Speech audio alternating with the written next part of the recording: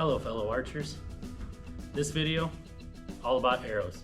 I'm sure a lot of you run into an issue where there's just so many different manufacturers, there's just different things called spine, there's different fletchings, there's different nocks, there's different field points, broadheads. It can be a little overwhelming. This video is to kind of simplify it a little bit and break it down for you. A little less stressful when you go to order or build your own arrows. We'll just go through the whole thing. You have an arrow shaft, which has flexibility to it, which is commonly referred to as spine. Different manufacturers have different nomenclature or different ways that they state what the flexibility is. So there are a lot of different arrow charts that you can follow for this arrow spine. You can find them at different resources online. Sometimes, like Carbon Express, for example, will have it right on the box. So it'll tell you the draw length, the draw weight, and what spine you should be using. The importance of this is to make sure that it's stiff enough to where it can take the kinetic energy from the bow as it releases. If you're too low, that's a really bad situation. You can have arrows blow up, you can have a similar situation to like a dry fire. So always make sure to edge on the side of being too stiff. You can also have issues if you go too stiff though, because the arrow won't fly true. I really like to use an app called Archer's Advantage online, and that you can punch in all the statistics of your setup and it will give you the recommended spine, as well as you can get your front of center, as they call it, and that is where the weight is, like basically the center of gravity of your arrow.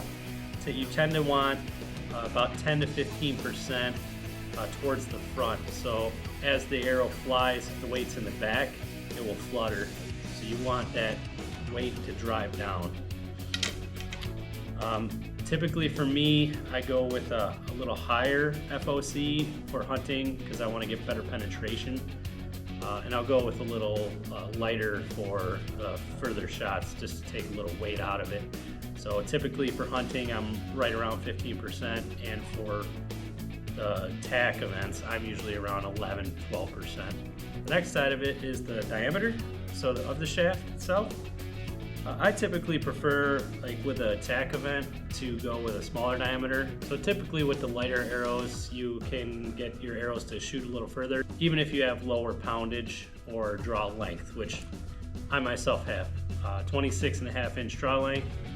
I shoot a 70-pound bow, but I can reach out to about 120, 130 yards with my pin still on the target. And there's a couple factors why.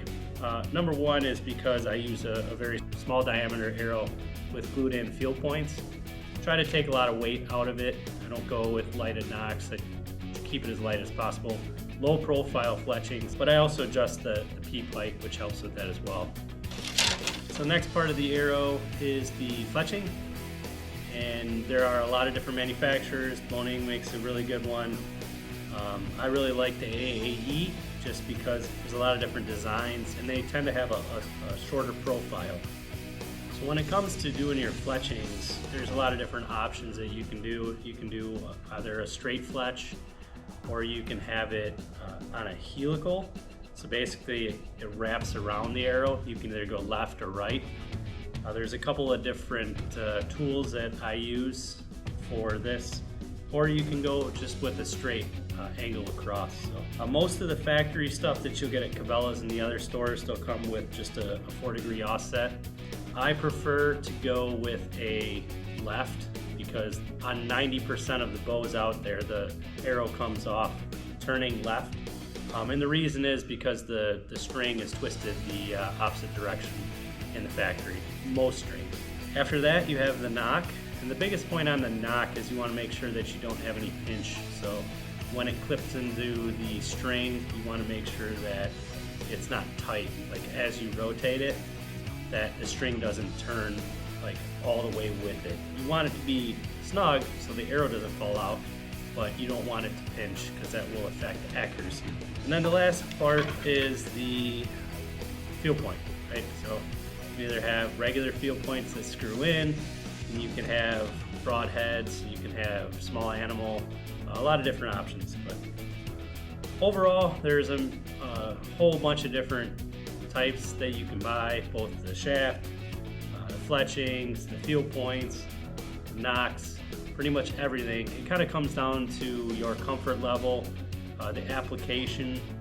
In summary, at the end of the day, if you don't have a bow shop that can provide you with insight, or you just want to double check, Archer's Advantage Online is a great place to go to double check and make sure that it's as good as it can be for you.